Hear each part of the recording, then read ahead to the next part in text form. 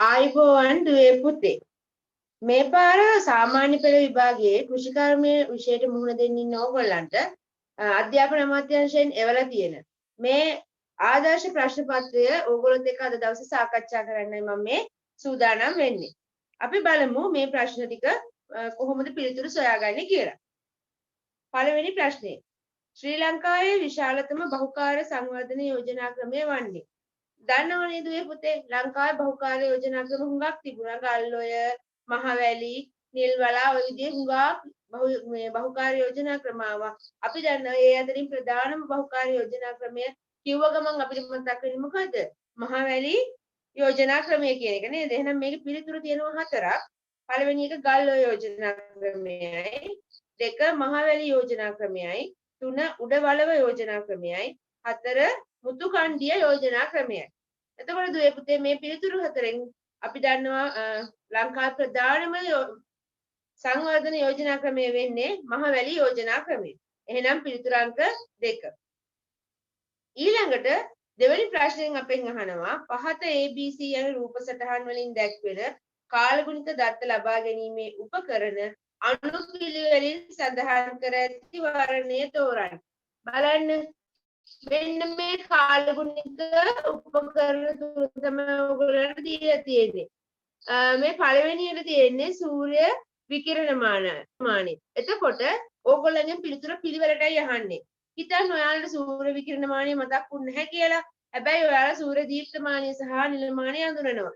එහෙනම් පිළිතුරු වල 2 සහ 3 විදියට සූර්ය දීප්තමානය සහ අනිලමානය කියන පිළිතුර තියෙන එකයි හරි. අපි බලමු උත්තර 4. පළවෙනි එක සූර්ය දීප්තමානය අනිලමානය ආර්ද්‍රතාමානය. වැරදීනේ අවසානයේ එන්න ඕන අනිලමානය දෙවනියට එන්න ඕන සූර්ය දීප්තමානය පිළිතුර වැරදි. 2 සුළං දිශාදර්ශකය උපරිම අවම උෂ්ණත්වමානය උෂ්ණත්වමානය. මෙතන උෂ්ණත්වමාන දීලා නැහැ. එහෙනම් පිළිතුර සම්පූර්ණයෙන්ම වැරදි. තුන්වෙනි එක සූර්ය විකිරණමානය සූර්ය දීප්තමානය අනිලමානය. අන්න බලන්න දුවේ පුතේ පළවෙනියෙන් තියෙන සූර්ය විකිරණමානය. ඒක අපිට අමතක වුණත් දෙවෙනි සහ තුන්වෙනි පිළිතුරු ටික පිළිවෙලට තියෙන එක අරගත්තම අපිට පිළිතුරු 3 කියලා ගන්න පුළුවන්. සූර්ය විකිරණමානය, සූර්ය දීප්තමානය සහ අනිලමානය. ඒක තමයි නිවැරදි පිළිතුර වෙන්නේ. බලන්න තුන්වෙනි ප්‍රශ්නය. ශ්‍රී ලංකාවේ පහත රට අතරමැදි කලාපයට ලැබෙන වාර්ෂික වර්ෂාපතන ප්‍රමාණය. ඕගොල්ලන්ගේ කෘෂි විද්‍යාව පාඩමේ 10 වසරේ මේ වර්ෂාපතන ප්‍රමාණය අනුව ලංකාවේ කලාප වලට බෙදලා තියෙනවා. එතකොට ඕගොල්ලන්ට මේකෙදි එක් කලාපයට ලැබෙන වර්ෂාපතන ප්‍රමාණය මතක තියාගන්න වෙනවා. අපිට පහත රට අතරමැදි කලාපයට ලැබෙන වර්ෂාපතන ප්‍රමාණය වෙන්නේ මිලිමීටර 1750 ඉඳන් 2500 දක්වා වර්ෂාපතන ප්‍රමාණය. එහෙනම් පහත රට අතරමැදි කලාපයට ලැබෙන වර්ෂාපතන ප්‍රමාණය වන්නේ කියන එකට පිළිතුර වෙන්න ඕනේ. පළවෙනි එකෙන් කියනවා මිලිමීටර් 2500ට වැඩි. පහත රට තෙත් කලාපෙ තමයි 2500ට වැඩි. එහෙනම් මේ පිළිතුර වැරදි. දෙවෙනි එකෙන් දෙනවා මිලිමීටර් 1750 සහ මිලිමීටර් 2504යි. මෙන්න එහෙනම් හරි නේද? තුන්වෙනි එක මිලිමීටර් 900 සහ 1750. මිලිමීටර් 900 ඒ කියන්නේ පහත රට වියලි කලාපයේ වගේ තමයි මේකේ තියෙන්නේ. ඒ වගේ එහෙනම් අපේ පහත රට අතරමැදි කලාපයට අදාළ වර්ෂාපතනය වෙන්නේ මිලිමීටර් 1750 සහ මිලිමීටර් 2500 පිළිතුරු අංක 2. ඊළඟට බලන්න හතරවෙනි ප්‍රශ්නය. ශ්‍රී ලංකාවට වර්ෂාපතන ලැබෙන ක්‍රම පිළිබඳ ප්‍රකාශ කිහිපයක් පහත දක්වේ. ඒවා අතරින් නිවැරදි වගන්තිය කුමක්ද? ඔයාලා මේ ප්‍රශ්නේ කියවනකොට නිවැරදි වගන්තිය කියන එකට යටින් ඉරක් ගහගන්න. අපෙන් අහන්නේ හරි එක. එහෙනම් හරියටම අපි හරි එක උත්තරේ කියන්න ඕනේ. බලන්න පළවෙනි පිළිතුර. නියත දිග මෝසම මගින් කඳුකරේ නැගෙනහිර බෑවුමට හා උතුරු මැදි ප්‍රදේශයට වැසි ලැබේ. මොකද්ද මේ නියත දිග මෝසම කියන්නේ? අපි ගත්තොත් මේ වගේ ලංකාවේ නියත දිග මෝසම කියන්නේ මෙන්න මේ පැත්තෙන් හමාගෙන එන සුළං ධාරාව නිසා ඇති වෙන වර්ෂාපතනය. මේ නියත දිග මෝසම නිසා මූලික වශයෙන්ම වර්ෂාව ලැබෙන්නේ අපිට පහත රට තෙත් කලාපයේ ආශ්‍රිත ප්‍රදේශවලට. මේක කියන්නේ නැගෙනහිර කඳුකරේ නැගෙනහිර බෑවුමට හා උතුරු මැද ප්‍රදේශයට කියලා. මේ පැත්තට වර්ෂාව ලැබෙන්නේ ඊසාන දිග මෝසමේ. එහෙනම් මේ ප්‍රකාශය වැරදි නේද? මෙයාලා මේ කියන්නේ ඊසාන දිග මෝසම ගැන නීති දිග මෝසම ගැන නෙවෙයි. එහෙනම් එක ප්‍රකාශය වැරදි. ඒක අපේ පිළිතුර වෙන්නේ නැහැ. දෙක පස ශ්‍රේෂ්ඨ ධාරිතා තත්ත්වයේ දෙක වියලි කලාපයේ මහා කන්නේ වගා කටයුතු ආරම්භ කරනු ලබන්නේ නීති දිග මෝසම් වැහි සමගය.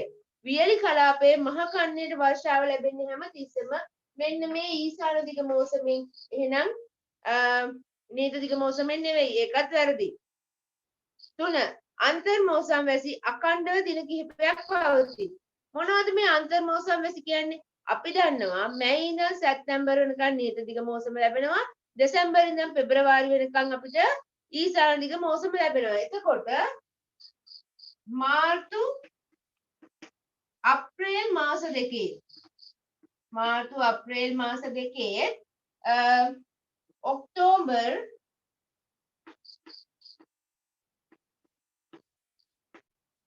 නොවැම්බර් මාස කියන දෙකේ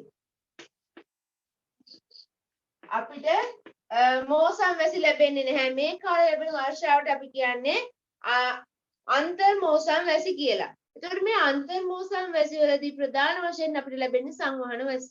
සංවහන වැස්ස කියලා කියන්නේ දුවේ පුතේ දිවා කාලයේදී උදේ කාලයේදී හොඳ සූර්යාලෝකයක් ලැබෙනවා. සවස් කාලය වෙනකොට තමයි අහසේ වලාකුළු නිර්මාණය වෙලා ගිගුරුම් සහිත වැසි ලැබෙන්නේ. එහෙනම් අන්තර් මෝසම් වැසි අඛණ්ඩව දින කිහිපයක් පවතී කිව්වොත් ඒක හරිද? නැහැ නේද දරුවනේ? ඒක වැරදි. එහෙනම් මේ ප්‍රකාශයත් වැරදි. අපි බලමු 4. වායුගෝලයේ ඇතිවන පීඩන අවපාත නිසා වාසුලි ඇතිවේ.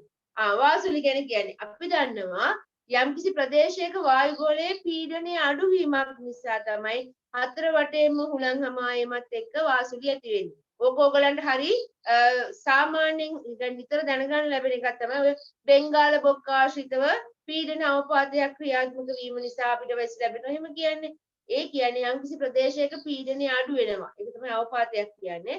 අඩු වුණාම ශනිකව අඩුවීමක් වෙනකොට වටේටම පීඩනය වැඩි කලාප වලින් සුළං හමා එනවා. මේ කලාපයට එන සුළඟ හතර වටින් එනකොට තමයි කැරකීමකට ලක් වෙලා වාසුලි නිර්මාණය වෙන්නේ. එහෙනම් පිළිතුර 4 තමයි මේ ප්‍රශ්නය සඳහා.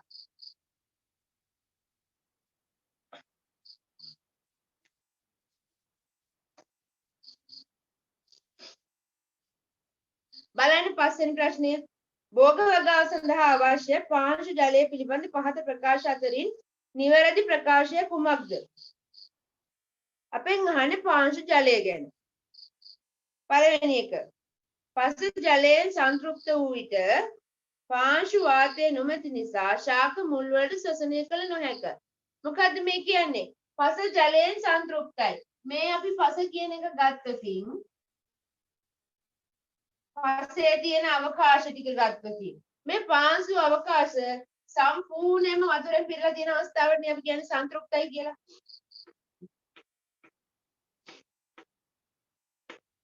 මෙන්න මේ සංතෘප්ත අවස්ථාවේදී පස්සේ තියෙන මහා අවකාශ ශුද්ධ අවකාශ සියල්ලම ජලයෙන් පිරීලා. එතකොට පස්සේ වාත අවකාශ නැහැ. ඒ වගේ වෙලාවට ශාක වලට සහ ජීවීන්ට ශ්වසනය සඳහා අවශ්‍ය වාතය ලැබෙන්නේ නැහැ. ඒක නිසා පාංශු වාතය නිසා මුල් වලට ශ්වසනය කරන්න බෑ. ඒක හරි. එහෙනම් අපෙන් අහන නිවැරදි ප්‍රකාශය පිළිතුර අංක 1.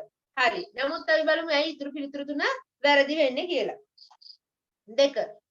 පස ශ්‍රේෂ්ඨ ධාරිතා තත්ත්වයේ පවතින විට භෝග සඳහා ජල සම්පාදනය කළ යුතුය. මොකද්ද මේ ශ්‍රේෂ්ඨ ධාරිතාව කියන්නේ? සංතෘප්ත අවස්ථාවක පස 100%ක්ම වතුර පිරලා තියෙන අවස්ථාව. ටික වෙලාවක් යනකොට ගුරුත්වාකර්ෂණ බලය ඔස්සේ ගුරුත්වාකර්ෂණ ජලය පසෙන් ඉවත් වුනහම අපි මේ අවස්ථාවට කියනවා ශ්‍රේෂ්ඨ ධාරිතාව කියලා.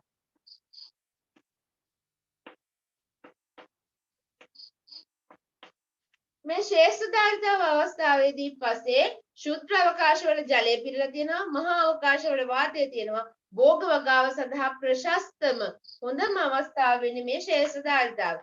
නමුත් දුවේ පුතේ මේ අවස්ථාවේදී අපි ජල සම්පාදනය කරොත් නැවතත් සංතෘප්ත අවස්ථාවට යනවා. ඒ සම්පාදනය කරන ජලය ගුරුත්වාකර්ෂණ බලයෙන් ඉවත් වෙනවා, පස්සේ රඳා පවතින්නේ නැහැ. අපි ජල සම්පාදනය කරන්නේ ශ්‍රේෂ්ඨ ධාරිතා අවස්ථාව වෙනකන් විතරයි. ශ්‍රේෂ්ඨ ධාරිතා අවස්ථාවේ ඉඳන් ඊට වඩා වැඩි වෙනකන් නෙවෙයි. එහෙනම් මේ ප්‍රකාශය වැරදි. 2 වැරදි. 3 ස්ථිර මැලවීම සිදු වූ ශාකයක් ජල සම්පාදනය මගින් යථා තත්ත්වයට පත් කළ හැකිය. ස්ථිර මැලවුම කිව්ව ගාම ශාකය නැවත ප්‍රකෘති තත්ත්වයට පත් කරන්න බැරි විදියට මැලවිලා. එහෙනම් ජල සම්පාදනය කරා කියලා මේ අවස්ථාවේ ශාකයේ ප්‍රයෝජනයක් වෙන්නේ නැහැ. තුන්වෙනි පිළිතුරත් වැරදි. 4. උදුනක වියලාගත් පස්නිය දෙක ජලාකර්ෂණ ජලය පමණක් ඉතිරි වී ඇත. උදුනක 105 උෂ්ණත්වයේ තියෙන උදුනක අපි පස් සාම්පල් එක වේලනවා කියන්නේ පස්සේ තියෙන සියලුම ජලය ඉවත් කරනවා. සියලු ජලය ඉවත් කරනවා. මෙතෙන්දී පස්සේ ගුරුත්වාකර්ෂණ, කේශාකර්ෂණ සහ ජලාකර්ෂණ ජලය කියන්නේ සියල්ල ඉවත් කරලා තියෙන්නේ. එහෙනම් හතරවෙනි ප්‍රකාශයත් වැරදි. ජලාකර්ෂණ ජලය මේ පස්සේ නැහැ. එතකොට දුවේ පුතේ පස්වෙනි ප්‍රශ්නේ සඳහන් නිවැරදි පිළිතුර වෙන්නේ අංක 1. පස ජලයෙන් සංතෘප්ත වූ විට පාංශු වාතය නොමැති නිසා ශාක මුල් වලට ශ්වසනය කළ නොහැක. අපි බලමු 6 වෙනි ප්‍රශ්නේ.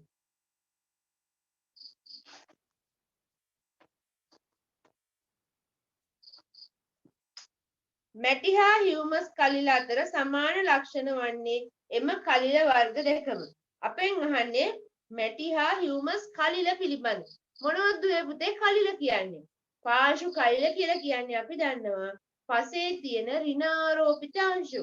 මේ පසේ තියෙන ඍණාරෝපිත අංශ වල විශේෂත්වය මොකද්ද? මේ පාංශු කලිල වලට පුළුවන් පසේ පාංශු ද්‍රාවණය තුල වැඩිපුර තියෙන කැටායන අධිශෝෂණය කරලා බැඳලා තියාගන්න. පාංශු ද්‍රාවණයේ කැටායන ප්‍රමාණය අඩු වෙනකොට මේ කැටායන නිදහස් කරන්න පුළුවන්. එතකොට අපේ පසේ පෝෂක රඳා පැවතෙන්න මේ පාංශු කලිල ඉතාමත් වැදගත් වෙනවා. මේකෙදී අපෙන් අහන්නේ මැටි හා හියුමස් කලිල අතර සමාන ලක්ෂණ. අපි දන්නවා පාංශු කලිල වර්ග දෙකයි කාබනික කලිල සහ අකාබනික කලිල. කාබනික කලිල කියලා කියන්නේ කාබනික කලිල විදිහට අපි හඳුන්වන්නේ හියුමස්. අකාබනික කලිල කියලා කියන්නේ මැටි. මේ දෙන්නම ඍණාරෝපිත පාංශු කලිල. මේ දෙන්නගේ සමානකම තියෙන්නේ මේ දෙන්නගේම ප්‍රමාණය ඉතාමත් කුඩායි. සාමාන්‍යයෙන් මැටි නම් 0.002ට අඩුනේ මිලිමීටර්. එහෙනම් හියුමස් 0.002ට අඩු කියන ප්‍රමාණය තමයි සමාන වෙන්නේ. පිළිතුර ටික බලමු. 1 කාබනික කලිල වීම. කාබනික කලිල වෙන්නේ හියුමස් විතරයි. මැටි කාබනික කලිල නෙවෙයි. 2 khනිජ වලින් සෑදී තිබීමයි. khනිජ වලින් හැදලා තියෙන මැටි හියුමස් khනිජ නෙවෙයි. ඒකත් වැරදි. විෂ්කම්භය මිලිමීටර් 0.002කට වඩා අඩු වීමයි. මෙන්න පිළිතුර. මේකේ විෂ්කම්භය දෙකම හියුමස් සහ කාබනික මැටි කියන කලිල වර්ග දෙකේම විෂ්කම්භය මිලිමීටර් 0.002කට වඩා අඩු වෙනවා. ඒක පිළිතුර නිවැරදි. 4 ෂඩස්ත්‍රාකාර හැඩයෙන් යුක්ත වීම. අපිට මේවයේ හැඩය ගැන කියන්න බෑ. හැඩය විවිධාකාර වෙනවා. එහෙනම් 4 වෙනි පිළිතුරත් වැරදි. 6 වෙනි ප්‍රශ්නය සඳහා පිළිතුර අංක 3. බලමු. මනාව සංවර්ධනය වූ පාංශු පැතිකඩක විශෝධන කලාපය පිළිබඳ නිවැරදි ප්‍රකාශය කුමක්ද? අපෙන් අහන්නේ පාංශු පැතිකඩක කලාප ගැන. අපි බලමු මොනවද පාංශු පැතිකඩක කලාප කියලා. අපි මෙහෙම පාංශු පැතිකඩක් ඇඳම මතු පිටින්ම ශාක එහෙම තියෙනවා. ඊට යටින් ප්‍රධාන පළවෙනි කලාපය තියෙන්නේ A කියලා. මේ A කලාපය අපි කියන්නේ විශෝධන කලාපය කියලා. විශෝධන කලාපය. මේ විශෝධන කලාපය තුල තමයි දුවේ පුතේ පසට එක්කහුව වෙන කාබනික ද්‍රව්‍ය දි รา පත් වෙලා තැන්පත් වෙලා තියෙන්නේ. එහෙනම් මේකේ කාබනික ද්‍රව්‍ය ප්‍රමාණය ඉතාමත් වැඩි. ඊට පස්සේ B කලාපය තියෙනවා. මේකට අපි කියනවා යටිපස. එහෙනම් මේකට කියනවා සංචායක කලාපය කියලා. සංචායක කලාපය කියලා. ඊළඟට තියෙනවා C කලාපය. C කලාපයේ තියෙන මාතෘ පාෂාණය ජීර්ණ වෙලා හට ගන්න. මාතෘ පාෂාණ ජීර්ණ වෙලා හට ගන්න මාතෘ ද්‍රව්‍ය. මෙතන තියෙන මාතෘ ද්‍රව්‍ය. අවසානයේටම තියෙනවා මෙතන R කියන එක. R කියලා කියන්නේ මාතෘ පාෂාණය. එතකොට මෙන්න මේ ප්‍රධාන කලාප ටික ගැන අපිට මතක තියෙන්න ඕනේ මේ ප්‍රශ්නෙට පිළිතුර ලබා ගන්න. අපෙන් අහන්නේ මෙතන මනාව සංවර්ධනය වූ පාංශු පැතිකඩක විශෝධන කලාපය ගැන. මෙන්න මේ පාංශු කලාපය ගැන අහන්න. මේ විශෝධන කලාපයේ විශේෂත්වය තමයි දුවේ පුතේ ඉස්සෙල්ලා මං කිව්වා වගේ පසට එක්කහුව වෙන කාබනික ද්‍රව්‍ය දි รา පත් වෙලා වැඩිම කාබනික ද්‍රව්‍ය ප්‍රමාණයක් තියෙනවා. එහෙනම් මේ පසේ පාට කළු පැහැයට හුරුයි. අපි බලමු පිළිතුරු 4. 1. එහි මාතෘ පාෂාණයේ ජීර්ණ වීමෙන් සෑදුණු ඛනිජ පමණක් ඇත. මාතෘ පාෂාණයේ ජීර්ණ වෙලා හැදිච්ච ඛනිජ තියෙන්නේ මේ C කියන කලාපයේ මේකේ. ඒක එහෙනම් ප්‍රකාශය වැරදි. 2. කාබනික ද්‍රව්‍ය බහුලව ඇති නිසා විශෝධන කලාපය කළු පැහැයට හුරුය. එහෙනම් ඒක හරියනේ අපි කතා වුණා නේද? කාබනික ද්‍රව්‍ය වැඩි නිසා මේක කළු පාටයි. පිළිතුර 2 අපි බලමු තුන්වෙනි එක. ඒ මාතෘ පාෂාණය හා සංචායක කලාපය අතර පිහිටයි. මාතෘ පාෂාණය සහ සංචායක කලාපය අතර පිහිටන්නේ මාතෘ ද්‍රව්‍ය කලාපය. ඒකත් වැරදි. 4. එහි ඉහළ ස්තරෙන් තේදී යන ද්‍රව්‍ය තැන්පත් වී ඇත. ඉහළ ස්තරයක් නැහැ. පළවෙනිම ස්තරය තමයි පාංශු විශෝධන කලාපය කියන්නේ. එහෙනම් ඒකත් වැරදි. එහෙනම් දුවේ පුතේ 7 වෙනි ප්‍රශ්නය සඳහා පිළිතුරු අංක 2 කාබනික ද්‍රව්‍ය බහුලව ඇති නිසා විශෝධන කලාපය කළු පැහැයට හුරුය. පිළිතුරු අංක 2.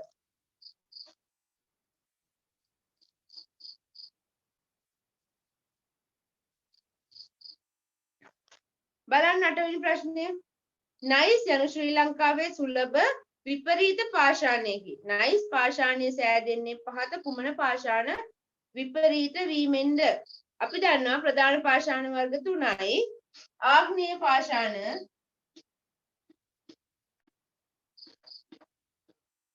අවසාදිත පාෂාණ සහ විපරීත පාෂාණ. මෙතනින් දරුවනේ ආග්නේය පාෂාණ කියලා කියන්නේ ලාවා ඝන වීම නිසා ඍජුවම ඇති වෙන පාෂාණ. අපි දන්න ඔය ක්වාර්ට්ස් වගේ ඒවා වැටෙන්නේ මේ ආග්නේය පාෂාණ වලට. ඊළඟට අවසාදිත පාෂාණ කියන්නේ මේ ආග්නේය පාෂාණ පාංශු කාදනයේ ලක් වෙලා කොහේ හරි තැම්පත් වෙලා හැදෙන ඒවා කුණු ගල්, වැලි ගල් වගේ ඒවා වැටෙන්නේ අවසාදිත පාෂාණ වලට. විපරීත පාෂාණ කියන්නේ මේ ආග්නේය පාෂාණ අධික උෂ්ණත්ව සහ පීඩන තත්ත්ව යටතේ පැවතිලා වෙනස් වෙලා හැදෙන පාෂාණ වර්ග වලට. මැණික් කිය විපරීත පාෂාණය. අපෙන් අහන්නේ විපරීත පාෂාණයක් වෙන නයිස් හැදෙන්න මූලික වෙන මේ පාෂාණ වර්ගය මොකක්ද කියලා. නයිස් ඇතිවීම සඳහා බලපාන පාෂාණ වර්ගය. දුවේ පුතේ මේ නයිස් කියන පාෂාණය හැදෙන්නේ ග්‍රැනයිට් කියන ආග්නේය පාෂාණය. මේක හැදෙන්නේ ග්‍රැනයිට්. ග්‍රැනයිට් කියන ආග්නේය පාෂාණය අධික පීඩනයක් අධික උෂ්ණත්වයක් යටතේ තිබිලා භාජනය වුණාම තමයි නයිස් හැදෙන්නේ. එහෙනම් මෙතන අපිට පිළිතුර ග්‍රැනයිට් වෙන්න ඕනේ. අපි බලමු පළවෙනි ක්වාර්ට්ස් එක වැරදි, 2 ග්‍රැනයිට් පිළිතුර නිවැරදි, 3 පෙග්මටයිට්, 4 ඩොලමයිට්. එහෙනම් 8 වෙනි ප්‍රශ්නය සඳහා පිළිතුර අංක 2 ග්‍රැනයිට් කියන එක.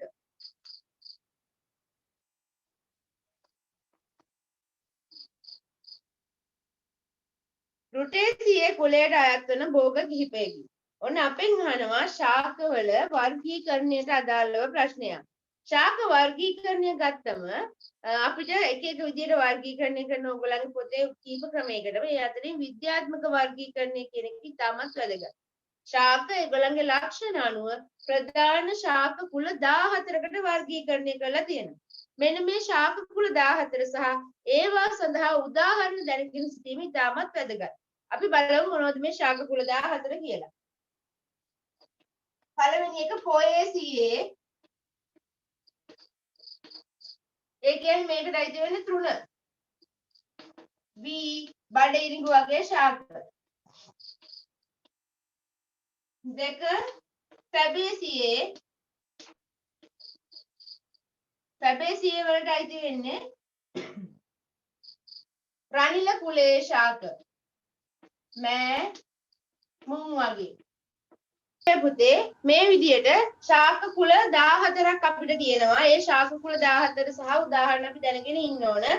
පළවෙනි එකට පොයේසියේ තෘණ වී බල ඉරිඟු ඊළඟ ෆැබේසියේ රනිල කුලේ ශාක මුං මෑ වගේ ඒවා කුක බිඩේසිය කියන්නේ වට්ටක්කා පතෝල වගේ ශාක සොලනේසිය කියන්නේ මිරිස් වම්බටු වගේ ශාක මල්වේසියේ කියලා කියන්නේ බණ්ඩක්කා කපු වගේ ඒවා කොන්වෝල්වේසියේ කියන්නේ කංකුම් බතල ඇරිකේසියේ කියන්නේ පුවක් බ්‍රෙසිකේසියේ කියන්නේ ගෝවා අබ වගේ ශාක ඇමරිලයිඩියේසියේ කියන්නේ ලූණු ලීක්ස් වගේ ශාක ඊළඟ යුෆෝබියේසියේ කියන්නේ මඤ්ඤොක්කා රුටේසියේ කියන්නේ දෙහි දොඩම් ඒ වගේම බෙලි වගේ ශාක අම්බෙල්ෆ්‍රේ කියන්නේ කැරට් රාබු වගේ ඒවා ඊළඟ ඇනකාඩීසියේ කියන්නේ අඹ කජු වගේ ශාක සින්ජිබිරේසියේ කියන්නේ ඉඟුරු කහ වගේ ශාක මෙන්න මේ ශාක කුල 14 ගැන පොඩ්ඩක් ඔයගොල්ලෝ මතකේ තියාගන්න ඕනි බලමු අපි අහන ප්‍රශ්නේ මොකද්ද කියලා මෙතන රුටේසියේ කුලයට අයත් වෙන භෝග කිහිපයක් බලන්න රුටේසියේ කියලා කියන්නේ කොහෙද මේ තියෙන්නේ රුටේසියේ කුලයට අයත් භෝග අහන්නේ එහෙනම් මොනවද දෙහි දොඩම් බෙලි වගේ ශාක තියෙන්නේ බලන්න පළවෙනි එකේ තියෙනවා ඉඟුරු කහ සහ ලූණු ඉඟුරු කහ අයිති වෙන්නේ සින්චිබෙරේසියේ ලූණු අයිති වෙන්නේ මෙතන ඇමරිලේසියේ කියන එකට එහෙනම් ඒ පිළිතුර වැරදි දෙක දෙහි දොඩම් හා දියුල් දෙහි දොඩම් හා දියුල් අපේ පිළිතුර හරි රුටේසියේ කියන්නේ දෙහි දොඩම් දියුල් ඊළඟ තුනේ හන්නේ පුවක් පොල් හා කිතුල් ඒ කියන්නේ ඇරිකේසියේ පුවක් පොල් හා කිතුලයි දෙන්නේ මේ ඇරිකේසියේ කියන කුලයට ඊළඟට මිරිස් බටු තක්කාලිය අයිති වෙන්නේ සොලනේසියේ කියන කුලයට අපෙන් අහන්නේ රුටේසියේ කුලේ නිසා මෙතෙන්ට පිළිතුර වෙන්න ඕනේ දෙහි දොඩම් වගේ ශාක තමයි මෙතන නිවැරදි පිළිතුර වෙන්න ඕනේ පිළිතුර අංක 2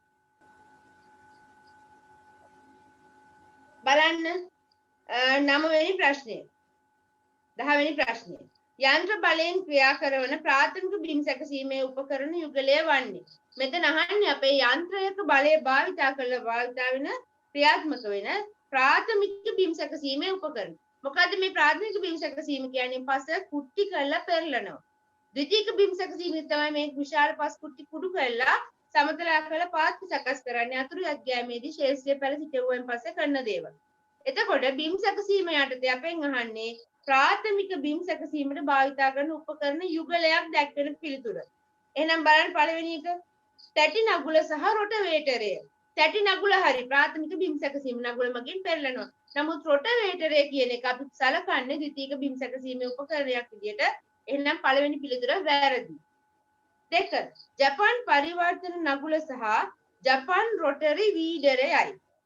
ජපාන් පරිවර්තන නගුල පිළිතුර නිවැරදි. අපි විරෝධ ට්‍රැක්ටරයට හයි කරලා පාවිච්චි කරන ප්‍රාථමික බිම් සැකසීමේ උපකරණය තමයි ජපාන් පරිවර්තන නගුල. නමුත් ජපාන් රොටරි වීඩරය කියන එක අපි භාවිතා කරන්නේ වීඩින් වලට. එහෙම නැත්නම් වල් පැල පාලනයට අතුරු යත්ගෑමේ උපකරණයක් විදියට. එහෙනම් මේක දෙවෙනි පිළිතුර ප්‍රාථමික බිම් සැකසීමේ උපකරණයක් නෙවෙයි. ඒකත් වැරදි. 3 හැඩලෑලි නගුල සහ තැටි නගුලය. හැඩලෑලි නගුල හරි අපි දන්නවා සිවුරෝධ සහ ද්විරෝධ ට්‍රැක්ටර් දෙක සඳහාම හැඩලෑලි නගුල තියෙනවා. තැටි නගුල ප්‍රධාන වශයෙන් සිවුරෝධ ට්‍රැක්ටරයට හයි කරනවා. මේ දෙකම කරන්නේ ප්‍රාථමික බිම් සැකසීම. පිළිතුර අංක 3 නිවැරදි. 4 රිජරය හා කොපු නගුලය. රිජරය කියන්නේ ද්විතීයික බිම් සැකසීමේ උපකරණයක්. අපිට ශේෂ්ත්‍රයේ ඇලි වැටි දාන්න භාවිතා කරන උපකරණය තමයි රිජරය කියන්නේ. කොපු නගුල කියන්නේ ද්විතීයික බිම් සැකසීමේ උපකරණයක්. එහෙනම් මේ පිළිතුරත් වැරදි. ප්‍රාථමික බිම් සැකසීමේ උපකරණ දෙකක් වෙන්න පිළිතුර වෙන්නේ අංක 3 හැඩලෑලි නගුල හා තැටි නගුල. 11 වෙනි ප්‍රශ්නය බලන්න. භෝග සංස්ථාපනය පිළිබඳව සත්‍ය වගන්තිය සෝරන්න. භෝග සංස්ථාපනය කියලා කියන්නේ දුවේ පුතේ ශේෂ්ත්‍රයේ භෝග සිටුවීමට. ඒ සඳහා ඒ පිළිබඳ සත්‍ය වගන්තිය හොයන්න කියන්නේ නිවැරදි වගන්තිය. 1 භෝග සංස්ථාපන උපකරණ භාවිත කර භෝග සිටුවා ගැනීමෙන් කාලය හා ශ්‍රමය ඉතිරි වේ. අපි දන්නවා සාමාන්‍යයෙන් පැල හිටවන්න මිනිස් ශ්‍රමයෙන් කරොත් ලොකු කාලයක් සහ ශ්‍රමයක් වැය වෙනවා. නමුත් අපිට ඒක යන්ත්‍රය මගින් කරන්න පුළුවන් නම් කාලය සහ ශ්‍රමය ඉතුරු කර ගන්න පුළුවන්. පළවෙනි පිළිතුර නිවැරදි. එහෙනම් මේකට පිළිතුර අංක 1. අපි බලමු ඉතුරු පිළිතුර නැයි වරදින් කියලා. 2 බීජ වප්කරය භාවිතා කර ගොයම් පැල සිටුවා ගත හැකිය.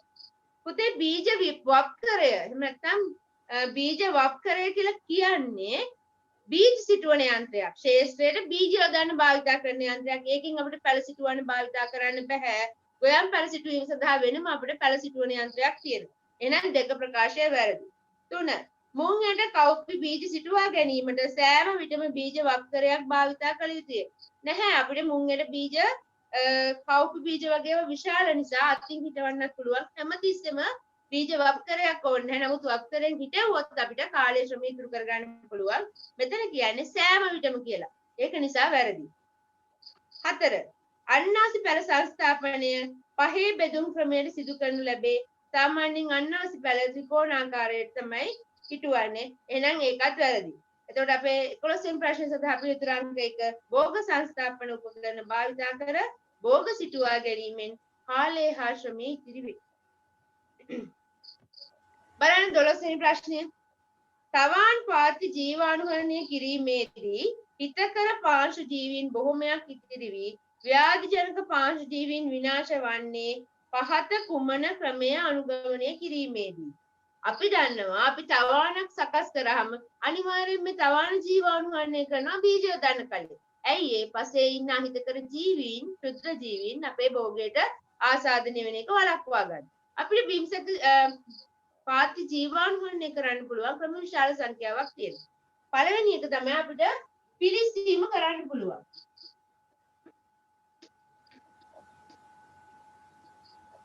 තවාන් පාත්‍ය මත 10 සහ පිටුරු මාරුවෙන් මාරුවට තත්තු කිහිපයක් අතුරලා ගිනි තියලා අපිට පාත්‍ය පිළිස්සීම මගින් ජීවාණුකරණය කරන්න පුළුවන්. නමුත් මෙතෙන්දී හිතකර පාංශු ජීවීන් අහිතකර පාංශු ජීවීන් සියල්ලම විනාශ වෙලා යනවා. මෙතන අපෙන් අහන්නේ අහිතකර පාංශු ජීවීන් විතරක් විනාශ කරන්න පුළුවන් ක්‍රමයක්. එහෙනම් මේ පිළිස්සීම ගන්න බෑ. ඊළඟට තව අපිට පුළුවන් මේකෙදී නටන උණු වතුර වක් කරන්න.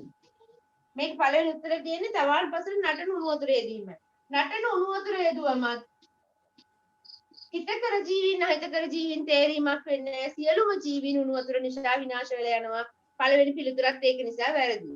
2 තවාන් පස පිළිසීම එක වැරදි කියලා අපි කතා කරා. ඊළඟ බලන්න 4 රසායනික ද්‍රව්‍ය පසට එක් කිරීම.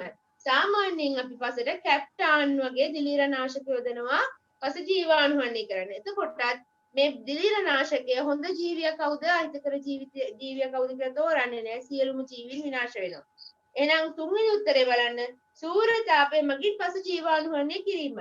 අපි දන්නවා අපේ තවාන් පාත්‍ය හොඳට ජලය යොදලා අපි විනිවිද පේන පොලිතීන් එකකින් ආවරණය කරනවා. වටේට පස් දාලා සීල් කරනවා වාතය හොමාරු නොවන විදියට. මෙන්න මේ විදියට සූර්යාලෝකයෙන් නිරාවරණය කළ සාමාන්‍ය සති දෙකක් විතර තියෙනකොට මේක ඇතුළ උෂ්ණත්වය වැඩි වෙනවා ආර්ද්‍රතාවය වැඩි වෙනවා.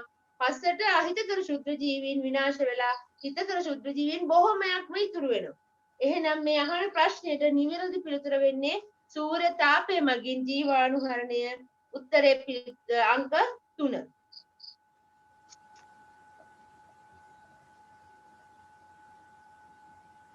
ඊළඟට බලන්න 13 වෙනි ප්‍රශ්නේ. වී වගාවේදී යන්ත්‍රානුසාරයෙන් පැල සිටුවා ගැනීම සඳහා බීජ පැල ලබා ගැනීමට භාවිතා කරන තවාන් වර්ගය වන්නේ.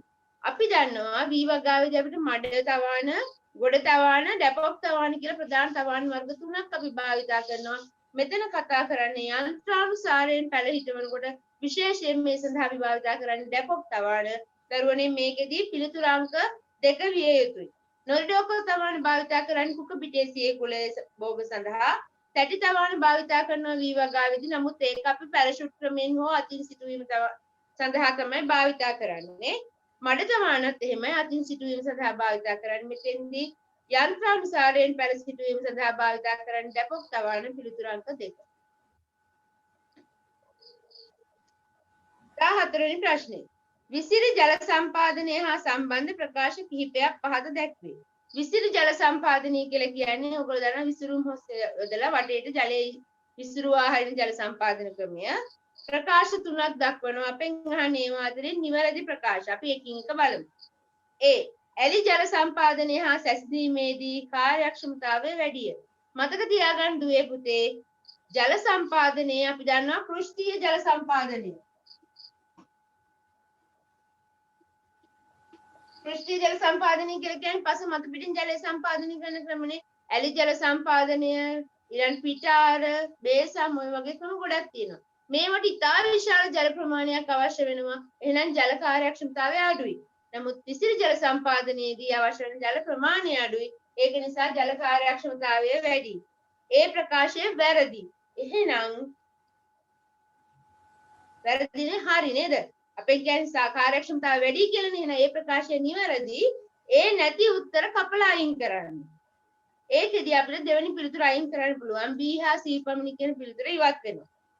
B පාංශු කාදනයේ සිදුවේ. විසිරි ජල සම්පාදනයේදී පාංශු කාදනයේ සිදුවෙන තරම් මහා ජල ප්‍රමාණයක් දෙන්නේ නැහැ. බෝගේ අවශ්‍යතාවයට විතරයි ජලය යොදන්නේ. එහෙනම් පාංශු කාදනයේ සිදුවේ කියන එක වැරදි. B තියෙන පිළිතුර කපලා ඉවත් කරන්න දුවේ පුතේ. පළවෙනි පිළිතුරේ A හා B තියෙන එකත් ඉවත් වෙනවා. හතරවෙනි පිළිතුරේ සියලුම ප්‍රකාශන නිවැරදි කියලා නැතර B තරංගන එකත් ඉවර වෙනවා. එහෙනම් අපිට ඉතුරු වෙන්නේ A හා C පමණි කියන තුන්වෙනි පිළිතුර. අපි බලමු C හරිද කියලා. පොහොර හා කෘෂි රසායනික ද්‍රව්‍යද ජලය සමග යෙදිය හැකිය. හරියටම හරි. අපි දන්නවා විසිරි ජල සම්පාදනයේ අපිට තියෙන විශේෂ වාසියක් තමයි පොහොර සහ කෘෂි රසායනික ද්‍රව්‍ය ජලයත් එක්කම යොදන්න පුළුවන්. අපිට කාලය හා ශ්‍රමය ඉතුරු කරගන්න පුළුවන්. එහෙනම් A සහ C කියන ප්‍රකාශ දෙක විතරයි නිවැරදි. පිළිතුර අංක 3. 15 වෙනි ප්‍රශ්නේ. භෝග වගාවේදී යොදා ගන්නු ලබන ජල සම්පාදන ක්‍රම කිහිපයක් පහත දක්වා ඇත. A. පස තුලින් සවිවර නල යෙදීම. B. ඇලි වැටි ජල සම්පාදනය. C. බිඳු ජල සම්පාදනය. D. බේසම් ජල සම්පාදනය.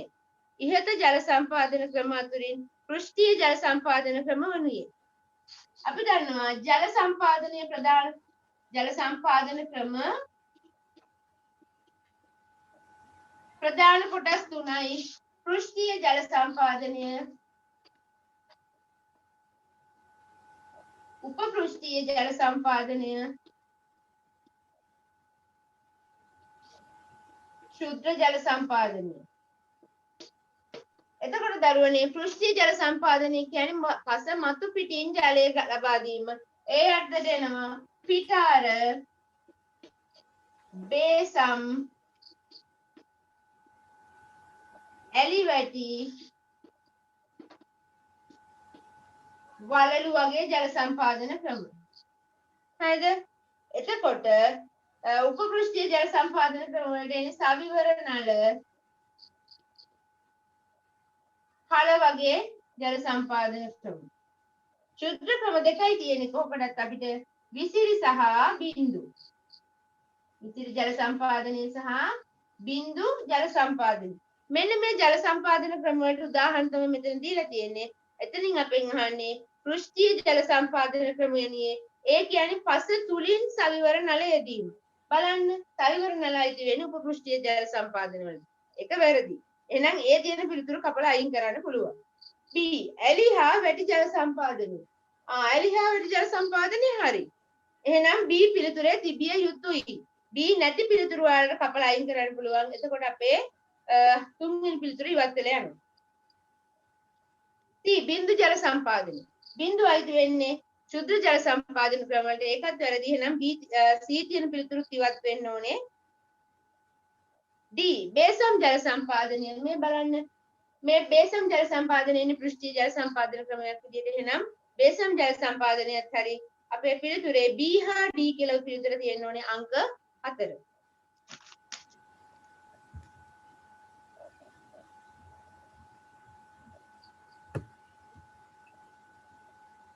දාසවෙනි ප්‍රශ්නේ බලන්න. දොඩම් ශාකයක මේරු පත්‍ර කහපාට වී මල් හා ඵල විකෘති වී වර්ධනය අඩු වී ශාක කුරු වී ඇති බව නිරීක්ෂණය විය.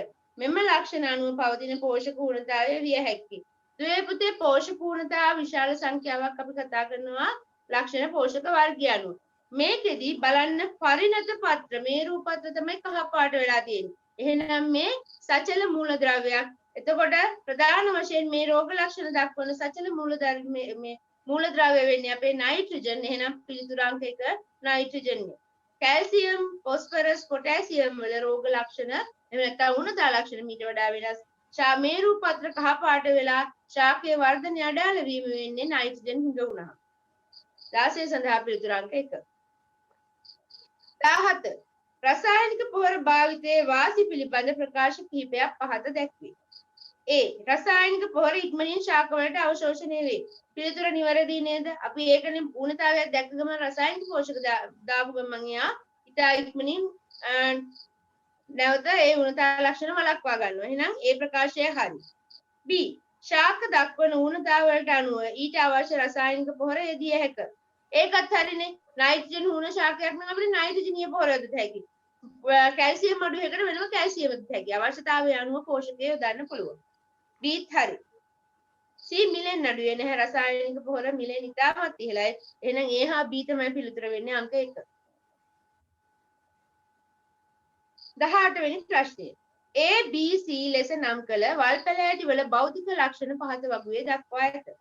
A කියන වල් පැලෑටියේ B කියලා වල් පැලෑටියක් සහ C කියන වල් පැලෑටි තුනක භෞතික ලක්ෂණ පෙන්වලා දෙනවා වගුවක් තුල.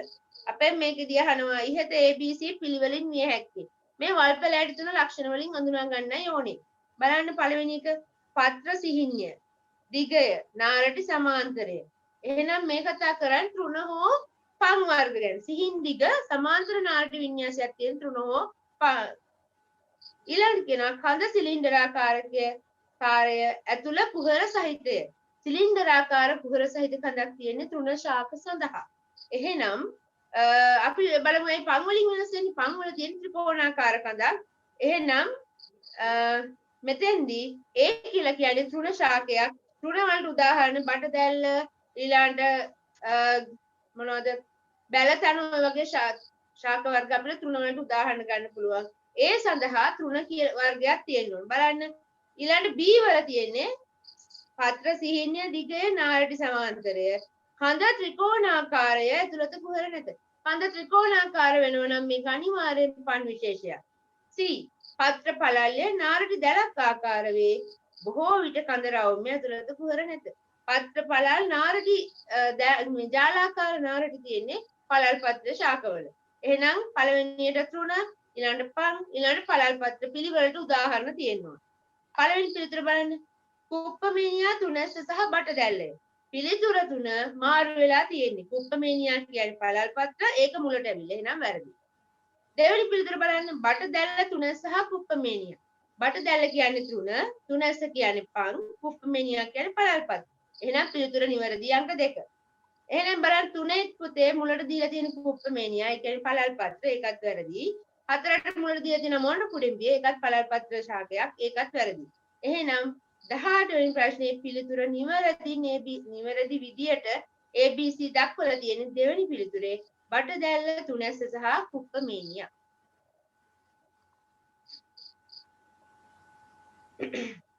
19 ශාක රෝගවල පොදු ලක්ෂණ කිහිපයක් පහත දැක්වේ.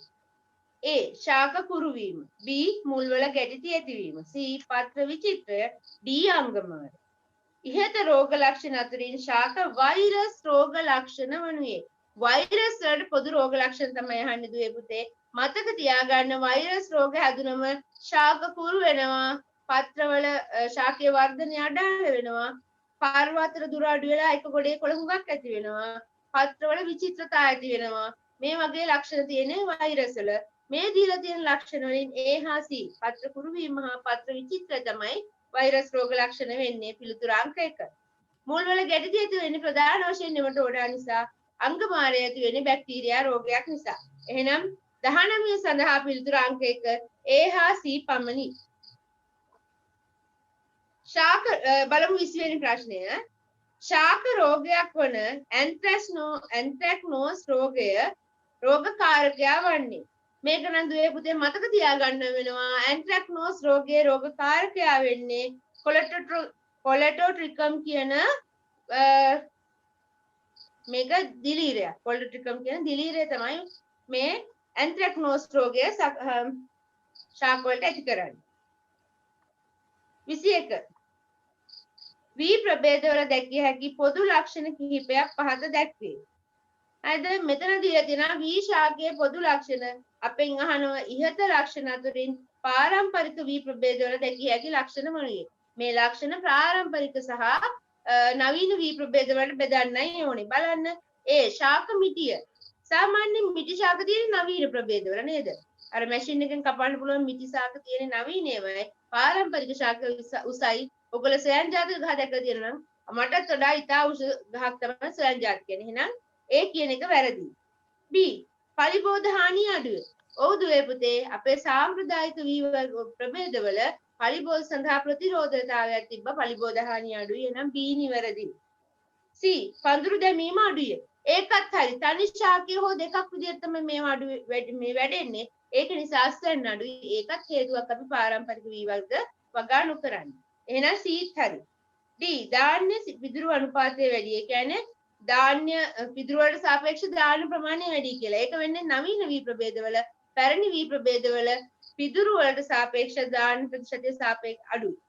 එහෙනම් මේකේ B හරි C හරි කියලා අපි කිව්වා. 21 සඳහා පිළිතුරු අංක 3 B හා C පමණි. 22 BG 351 සහ BG 450 යන වී ප්‍රභේද දෙකෙහි වයස පිළිවෙලින් මාස. ඔයාලට මේකත් චුට්ටක් මතක තියාගන්න වෙනවා. BG 351 අපි දන්නවා වයස මාස 3මාරයි. වයස මාස 3මාරයි. BG 450 වයස මාස 4මාරයි. එහෙනම් පිළිවෙලින් පිළිතුර දක්වලා තියෙන්නේ දෙවැනි එකේ 3මාර සහ 4මාරකි. 23 වෙනි ප්‍රශ්නය. පහත වර්ධක ප්‍රචාර ක්‍රම අතරින් වර්ධක ප්‍රචාර ක්‍රමයට අදාළ උදාහරණය නිවැරදිව දක්වා ඇති වර්ණය තෝරන්න. මුලින් අපෙන් අහන්නේ මෙතන ප්‍රචාරක ක්‍රමය සහ පිළිතුරු දක්වලා තියෙනවා නිවැරදි සම්බන්ධතාවය. A කොම කිරියල අර්ථාපල. බලන්න දුවේ පුතේ කිරියල කොමයක් තමයි නමුත් අර්ථාපල කියන්නේ ස්කන්ධාකන්ද. එහෙනම් ඒ වැරදි. B රයිසෝම ඉඟුරු කහ නිවැරදි. දාවක ගොටුකොළ ස්ට්‍රෝබෙරි ඒකත් හරි. බල්බ ලිලි සුදුලුණු ඒකත් හරි. එහෙනම් B C D කියන පිළිතුරු තුන තමයි නිවැරදි වෙන්නේ. එහෙනම් 23 සඳහා පිළිතුරු අංක 4 B C සහ D පමණි. B C සහ D පමණි.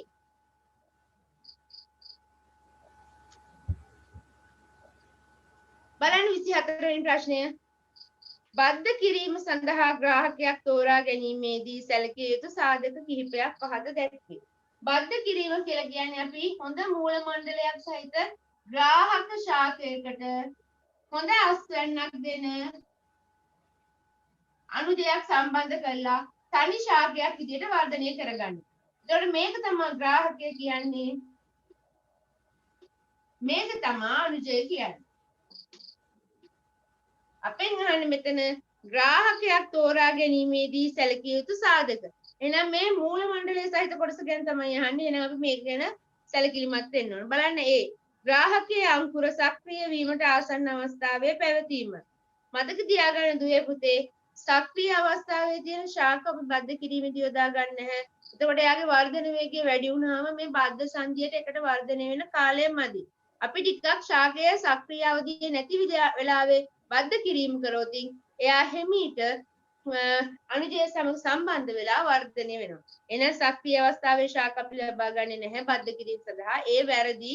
ඒ තියෙන පිළිතුරු ඉවත් කරාම දුවේ පුතේ ඔයාලට එතනින් එහාට බලන්න දෙයක් නැහැ. පිළිතුරු ඉතුරු වෙලා තියෙනවා දෙවෙනි ප්‍රකාශයෙන්. අපි බලමු B. රෝග හා කෘමි හානි ආදියට ඔරොත්තු දීම. ඔව් මෙයා රෝග සහ කෘමි වලට ඔරොත්තු දුන්නොත් තමයි මේ ශාකය හොඳින් වර්ධනය වෙන්නේ. ඒක හරි. C. අහිතකර පාර්ශ්ව තත්ත්වවලට ඔරොත්තු දීමේ හැකියාවය. බලන්න ග්‍රාහකය කියන්නේ මූල මණ්ඩලයේ සහිත කොටස එනම් අහිතකර පාර්ශ්ව තත්ත්වවලට මෙයා ඔරොත්තු දෙන්න ඕන. C නිවැරදි. D ප්‍රමාණාත්මක හා ගුණාත්මක භාවයෙන් ඉහළ අස්වැන්න ලබා දෙන ප්‍රභේදයක් වීම. අස්වැන්න ගැන බලන්නේ අපි ග්‍රාහකය නෙවෙයි අනුජය. එහෙනම් ඒක ග්‍රාහකය හා සම්බන්ධ ප්‍රකාශයක් නෙවෙයි. උත්තරය වෙන්න ඕන B හා C පමණි. පිළිතුරු අංක 2. දුවේ පුතේ මෙතෙන්දී ඔයාලා ඒ ප්‍රකාශය වැරදි කියලා හොයාගත්තු ගමන් ඔයාලට පිළිතුර ලැබිලා තියෙනවා. මේ අවසානයේ දක්වාම යන්න ඕනේ නැහැ. පිළිතුර 2 කියලා ලබා ගන්න. ඒක තමයි MCQ වලට උත්තර හොයාගන්න කෙටි ක්‍රම. 25 වෙනි ප්‍රශ්නය. භෝග වගාවේදී යොදා ගනු ලබන తాවකාලික ආරක්ෂිත වගා ව්‍යුහ පමණක් අඩංගු වර්ණය කුමක්ද? අපෙන් අහන්නේ తాවකාලික ආරක්ෂක ව්‍යුහ. අපි බලමු. භෝග වගාවේදී භාවිත කරන ආරක්ෂිත ව්‍යුහ අපිට පුළුවන් ප්‍රධාන කාණ්ඩ 3කට බෙදන්න.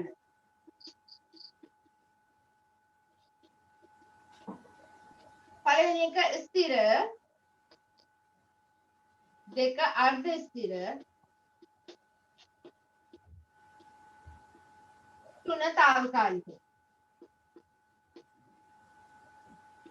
ස්ථිර කියලා කියන්නේ මෙතෙන්දී හරිතාඝාතම අපි ස්ථිර ආරක්ෂිත ව්‍යුහ කියලා ගන්න. අර්ධ ස්ථිර වලට දැල් ගෘහ සහ පොලි ටනල් එනවා. తాවකාලික කියලා කියන්නේ අපි භෝග වගාවේ එක් කාලයක් තුල පමණක් භාවිතා කරන ආරක්ෂිත ව්‍යුහ. බලමු උදාහරණ විදියට සූර්ය ප්‍රචාරක, පේලි ආවරණ, වැසි ආවරණ අන්න ඒ වගේ දේවල්. බලන්න මේකේ පළවෙනි එකේ තියෙනවා පේලි ආවරණ, පාත්‍ය ආවරණ, සූර්ය ප්‍රචාරක සහ දැල් ගෘහ.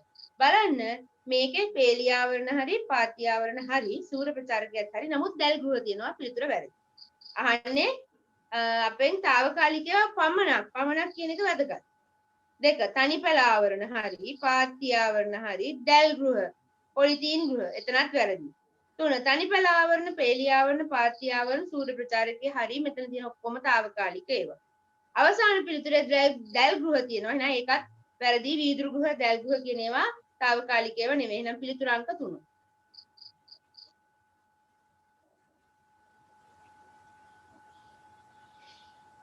26 භෝග වගාවේදී පටක රෝපණය පිළිබඳ ප්‍රකාශ කිහිපයක් පහත දැක්වේ. පටක රෝපණය කියලා කියන්නේ දුවේ පුතේ සජීවී පටක කොටසක් අරගෙන කෘත්‍රිම රෝපණ මාධ්‍යයක වගා කරලා අපිට අවශ්‍ය විදිහට ඒ කියන්නේ යාට විෂ බීජ රහිත තත්ත්ව සහ පාරිත තත්ත්ව දීලා පැල විශාල සංඛ්‍යාවක් ලබා ගන්න තාක්ෂණය. බලන්න මේ ප්‍රකාශය අධික පැල සංඛ්‍යාවක් ලබා ගත හැක ප්‍රකාශය හරි. ඒ නැති උත්තර ඉවත් කරත හැකි. B රෝගී මෞෂාකයකින් නුවද නිරෝගී පැල ලබා ගත හැක. හරියටම හරි. රෝගී මෞෂාකයකුවත් අග්‍රස්ත විභාජකය භාවිතා කළ පටක රෝපණය කරොත් අපිට නිරෝගී පැල ලබා ගන්න පුළුවන්. B හරි. C වෙනත් වර්ධක ප්‍රචාරණ පැල හා සැසඳීමේදී ඵල දැරීමට ගතවන කාලය අඩු වීම. එහෙම කියන්න බෑ මේකෙදී. සාමාන්‍ය අපි දන්න බද්ධ කිරීම වලදී එහෙම ඉතා ඉක්මනින් අස්වනු දෙනවා. ඒක වැරදි. C ප්‍රකාශය. D පැල ගබඩා කිරීම හා ප්‍රවාහනයේ පහසුය වූ පටක රෝපණයෙන් ගන්න පැල කුඩායි. මේවා අපිට ගබඩා කරන්න සහ ප්‍රවාහනය කරන්න ඉතාමත් පහසුයි. එහෙනම් පිළිතුර A, B සහ D පිළිතුර අංක 4.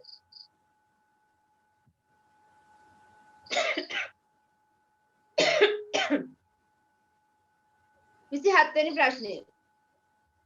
ශස්‍ය භෝග මාරුව නිවැරදිව අර්ථ දක්වා ඇත්තේ පහත කුමන වාක්‍යයේද?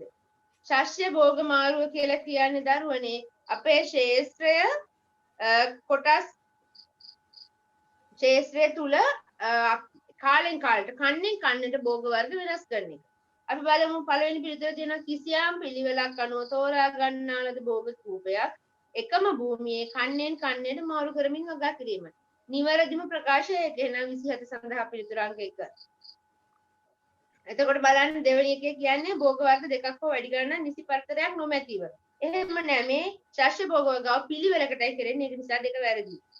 3 එක් භෝගයක ජීවන චක්‍රය අවසන් වීමට පෙර තවත් භෝගයක් පළමු භෝග අතර සංස්ථාපනය කිරීම. අපි ඒකට කියන්නේ අඛණ්ඩ වගාව කියලා නේද? ඒකත් වැරදි. කිසියම් ශේෂ්ත්‍රයක එක් භෝගයක් පමණක් අඛණ්ඩ වගා කිරීම. අපි ඒකට කියන තනි භෝග වගාව කියලා. එහෙනම් 27 සඳහා පිළිතුර අංක 1.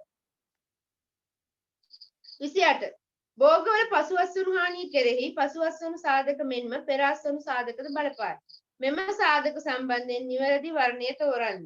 පසුවස්වනු හානිය කියලා කියන්නේ දුවේ පුතේ අස්වනු නෙලීමේ ඉඳන් පරිභෝජනය දක්වා අස්වැන්නේ ගුණාත්මය හෝ ප්‍රමාණය හානි වෙන එකට. එතකොට ඒ සඳහා බලපාන අස්වනු නෙලීමෙන් පස්සේ අපි කරන ක්‍රම නිසා පසුවස්වනු හානිය සිදු වෙනවා. ඒවට කියන පසුවස්වනු සාධක කියලා. අස්වනු නෙලන්න කලින් ශේෂ්ත්‍රයේ හිටවපු දවසේ ඉඳන් අස්වනු නෙලීම දක්වා කරන ක්‍රියාකාරකම් නිසා පසුවස්වනු හානිය වැඩි වෙනවා නම් ඒවට කියනවා පෙර අස්වනු සාධක කියලා. අපෙන් අහනවා පළවෙනි ප්‍රකාශයේදී පෙර අස්වනු සාධක භෝග තෝරා ගැනීම, පොහොර යෙදීම, පාංශු සාධක, අස්වනු නෙලීම. පෙර අස්වනු සාධක කියන්නේ ශේෂ්ත්‍රයේ හිටවපු දවසේ ඉඳන් අස්වනු නෙලීමත් එක්. එහෙනම් මෙතන අස්වනු නෙලීම අයිති වෙන්නේ නැහැ පෙර අස්වනු සාධක වලට. පළවෙනි ප්‍රකාශය වැරදි. 2 පෙර අස්වනු සාධක ජල සම්පාදනය, පොහොර යෙදීම, කෘෂි රසායන භාවිතය, කාලගුණික සාධක. හරියටම හරි. 3 පශු අස්වනු සාධක අස්වනු ඇසිරීම, කෘෂි රසායන භාවිතය, කාලගුණික සාධක, අස්වනු ප්‍රවාහනය. පසු අස්වනු සාධක වලට කෘෂි රසායනික භාවිතය සහ කාලගුණික සාධක යොදන්න බෑ. 3 වැරදි. 4 පසු අස්වනු සාධක ජල සම්පාදනයේ කෘෂි රසායන භාවිතය ගබඩා කිරීම අස්වනු සැකසීම. ජල සම්පාදනයේ සහ කෘෂි රසායන භාවිතයේ පෙර අස්වනු සාධක වලට එකක් වැරදි. එහෙනම් 8 සඳහා පිළිතුරු අංක 2 පෙර අස්වනු සාධක ජල සම්පාදනයේ ඔහරේදීම කෘෂි රසායන භාවිතයේ කාලගුණික සාධක. පිළිතුරු අංක 2.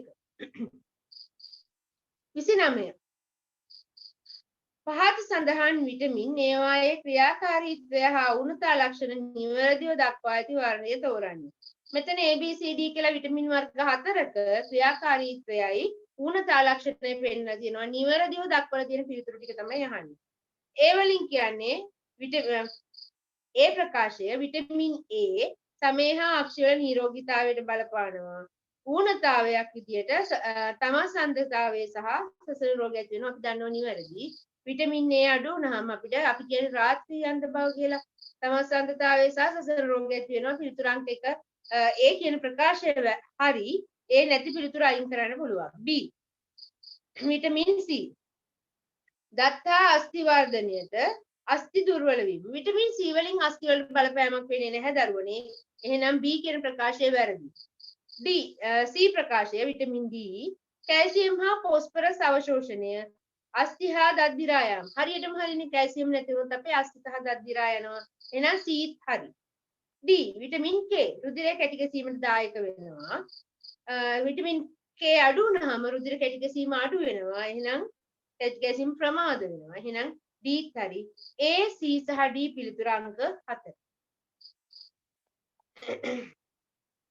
30 ශරීර ස්කන්ධ දර්ශකය body mass index එහෙම නැත්නම් BMI යගේ ගැන අහන්නේ.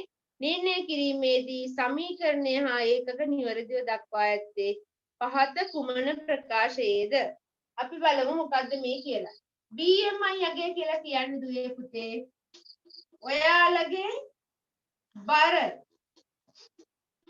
කිලෝග්‍රෑම් වලින් ලබාගෙන උස මීටර් වලින් ලබාගෙන ඒකේ වර්ගයෙන් බෙදුවම බර උසේ වර්ගයෙන් බෙදුවම අපිට ලැබෙනවා BMI එක. එහෙනම් ඒකෙදී බර කිලෝග්‍රෑම් වෙන්න ඕනේ. ඒක බෙදෙන්නේ උසෙන් මීටර් වල වර්ගයෙන්. එහෙනම් මෙහෙම පිළිතුර තියෙන්නේ අංක 1 BMI සමානයි ශරීර බර කිලෝග්‍රෑම් බෙදීම උසේ වර්ගය මීටර් වර්ගය. පිළිතුර එතකොට දුවේ පුතේ 30 වෙනි ප්‍රශ්නය සඳහා පිළිතුර අංක 1. බලන්න 31 වෙනි ප්‍රශ්නය. ආහාර විෂවීම පිළිබඳව පහත දක්වා ඇති ප්‍රකාශ අතරින් සාවද්‍ය ප්‍රකාශය කුමක්ද? ආහාර විෂවීම සම්බන්ධ වැරදි ප්‍රකාශයයි අහන්නේ. මඤ්ඤොක්කාවල අඩංගු ලිනමරීන් නිසා නිපදවන සයනයිඩ් සංයෝග විෂ සහිතය නැහැ. ආහාරවල විෂභාවය පිළිබඳ නිවැරදි ප්‍රකාශනය අහන්නේ අසත්‍ය ප්‍රකාශය අහන්නේ. එතකොට මඤ්ඤොක්ක ගැන කිව්වොත් මඤ්ඤොක්කවල මේ ප්‍රකාශය හරි මේ ලිවනරින් සංයෝග නිසා තමයි සයනයිඩ් විෂ සහිත වෙන්නේ. එහෙනම් ඒ පළවෙනි ප්‍රකාශය නිවැරදි ප්‍රකාශයක්. එහෙනම් ඒක අපේ පිළිතුර නෙවෙයි. 2 සෝයා බෝංචි වල අඩංගු ඊයම් වැනි බැරලෝහ ආහාර වල මිශ්‍ර වීම නිසා ආහාර විෂ වීම සිදු වේ. සෝයා බෝංචි වල ඒකතන්දරේ වැරදි නේද දරුවනේ? සෝයා බෝංචි වල ඊයම් වැනි බැරලෝහ ආහාරයට මිශ්‍ර වීම නිසා ආහාර විෂ වීම සිදු වෙන්නේ නැහැ. 2 වැරදි. එහෙනම් පිළිතුර වෙන්න ඕන අංක 2. 3ත් අපි බලමු. හාල් මැස්සන් සමග තක්කාලි නිතර ආහාරයට ගැනීම නිසා නිපදවන කැල්සියම් ඔක්සලේට් වකුගඩු වල තැන්පත් වීමෙන් මුත්‍රාගල් සෑදේ. හරියටම හරියේ ප්‍රකාශය දුවේ පුතේ. ඔයගොල්ලෝ තක්කාලි සහ හාල් මැස්ස එකට ආහාරයට ගත්තම මේවායේ තක්කාලි වල තියෙන ඔක්සලේට් සහ හාල් මැස්සගේ කැල්සියම් එකතු වෙලා කැල්සියම් ඔක්සලේට් ඇදලා අවක්ෂේප වෙලා තමයි මුත්‍රාගල් ඇති වෙන්න හේතුවක් වෙනවා. ඒක අඩු කරගන්න හොඳින් වතුර බොන්න. එහෙනම් 3 කියන්නේ නිවැරදි ප්‍රකාශයක්. අපේ පිළිතුර නෙමෙයි. 4 ආහාර මත ඇතම් ශුද්ධ ජීවීන්ගේ ක්‍රියාකාරීත්වය නිසා ආහාර විස ඒකත් හරි. ආහාරයේ ශුද්ධ ජීවීන් මගින් විස එකතු කරනවා. බොටුලිනම් වගේ අය. එතකොට නිවැරදි වෙනවා 1 3 4 කියන ප්‍රකාශ ඔක්කොම නිවැරදි. සාවද්‍ය නැත්නම් වැරදි ප්‍රකාශ වෙන්නේ අංක 2. පිළිතුර අංක 2. 32 කිරි ආහාර පැස්ටරීකරණය මගින් කල්තබා ගැනීම පිළිබඳ ප්‍රකාශ කිහිපයක් පහත දැක්වේ. A රෝගකාරක ශුද්ධ ජීවීන් සම්පූර්ණයෙන්ම විනාශ වන අතර ශුද්ධ ජීවීන්ගේ බීජාණු විනාශ නොවේ. දුවේ පුතේ පැස්ටරීකරණයේ මූලධර්ම වෙනක තමයි අපි පැස්ටරීකරණයේදී ඉතාලි උෂ්ණත්ව භාවිත කරන්නේ නැහැ. සෙල්සියස් අංශක 65 72 වගේ උෂ්ණත්ව භාවිත කරන්නේ. එතකොට ශුද්ධ ජීවීන් විනාශ වුණාට යාළගේ බීජාණු ඉතුරු වෙනවා. ඒ නිසා තමයි ඔයගලන්ට පැස්ටරීකරණය කරපු ආහාර ශීතකරණ තත්ත්වයට තියන්න කියන්නේ. අර බීජාණු වලින් ශුද්ධ ජීවි නැතිවීම වළක්වන්න. එහෙනම් මේ ප්‍රකාශය හරි. B ශුද්ධ ජීවීන් හා බීජාණු සම්පූර්ණයෙන් විනාශ නොවන නිසා සාමාන්‍ය පරිසර උෂ්ණත්වයේ තැබූ විට ඉක්මනින් නරක වේ. ඒකත් හරියටම මම ඔයගලන්ට කලින් කිව්වේ ශුද්ධ ජීවීන්ගේ බීජාණු තියෙනවා. ඒවා කාම උෂ්ණත්වයේදී ආපහු ශුද්ධ ජීවීන් බවට පත් වෙනවා. එහෙම වුණොත් නරක වෙනවා. ඒක නිසා මේවා කාම උෂ්ණත්වයේ ගබඩා කරන්න බෑ. C ප්‍රකාශය. පැස්ටරීකృత ආහාර මාස 8ක් 10ක් පමණ කාලයක් සාමාන්‍ය පරිසර උෂ්ණත්වයට දේ වුවද නරක නොවී තබා ගත හැක. වැරදි. අපි ශීතකරණය දැම්මත් පැස්ටරීකරණය උපරිම දවස් 6ක් 7ක් තමයි තියාගන්න පුළුවන්. එහෙනම් A සහ B ප්‍රකාශ විතරයි හරි වේව වෙන්නේ. පිළිතුරු අංක 1 එහා B වේ. 33 එළවලු ශීතනය මගින්ද මස් හා මාළු අධිශීතනය මගින්ද පරිරක්ෂණය කරනු ලැබේ. මෙහිදී උෂ්ණත්ව වර්ගයන් වන්නේ. මතක තියාගන්න දුවේ පුතේ අපි එළවලු පරිරක්ෂණයේදී එළවලු ශීත කපඩාවේදී භාවිත කරන 0.4 අතර උෂ්ණත්ව බිඳුවට යන්නේ නැහැ ගොඩක් වෙලාට 4. නමුත් මස් මාළු අධිශීතනය කිරීමේදී ඍණ 18 වගේ ඉතා අඩු උෂ්ණත්ව භාවිත කරනවා.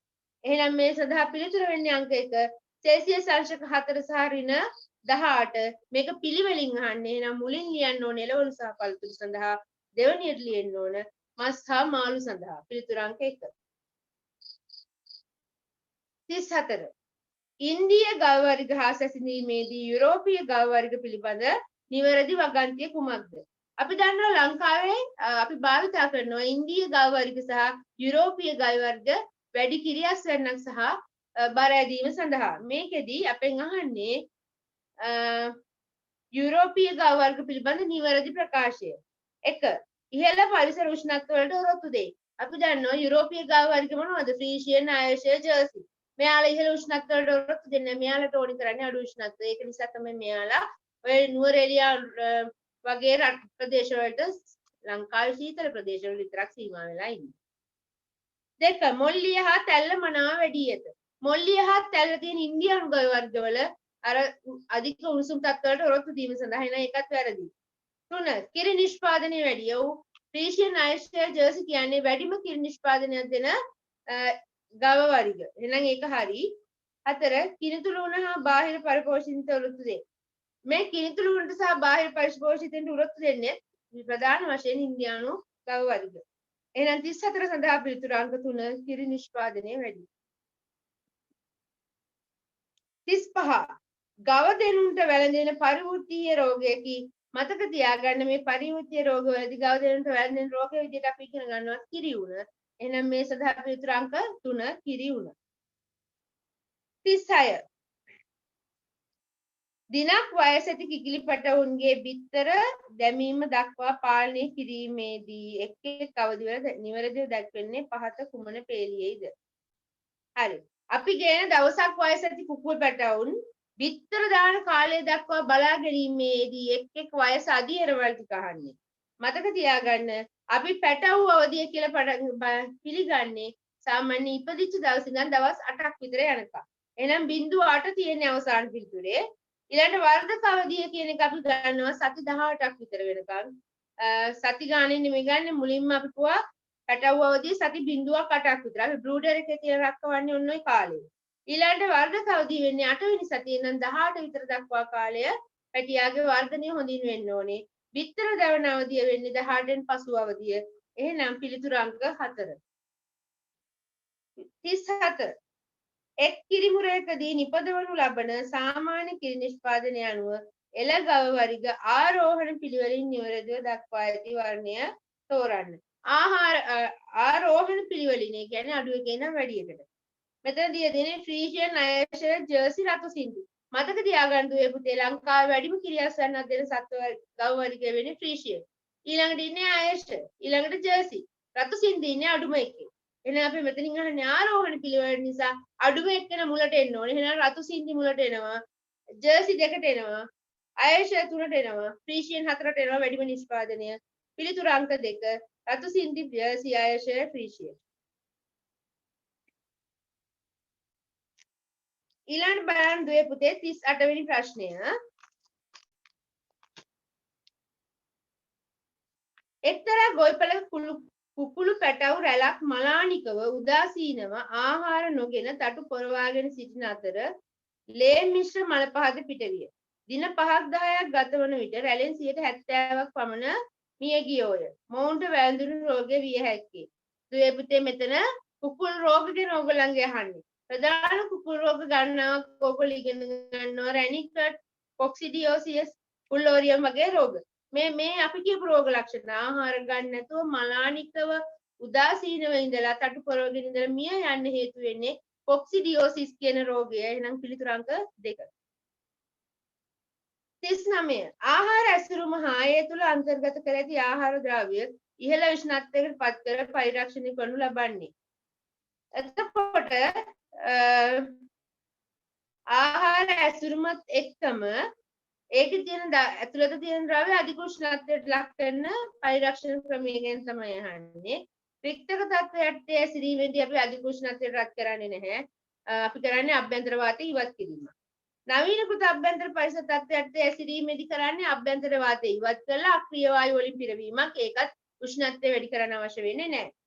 3 අපෝධි තත්ත්වයට ඇසිරීමේදී අපෝධි තත්ත්වයට ඇසිරීම කියලා කියන්නේ ජීවාණු රහිත තත්ත්වයට ඇසිරීම කියන එකමයි. එතකොට අපි ආහාරය සහ ඇසුරුම දෙක ආහාරය දාලා ජීවාණු හානිය කරන අධික උෂ්ණත්වය. එහෙම නැත්නම් අපිට පුළුවන් ආහාරය වෙනම ජීවාණු හානිය කරලා ඇසුරුම වෙනම ජීවාණු හානිය කරලා ජීවාණු රහිත තත්ත්වයට පැකින් කරන්න ඇසුරුම් කරන්න. නමුත් මේකෙදී ඉහළ උෂ්ණත්වය තමයි අපි භාවිතා කරන්නේ. පිළිතුරු අංක 3.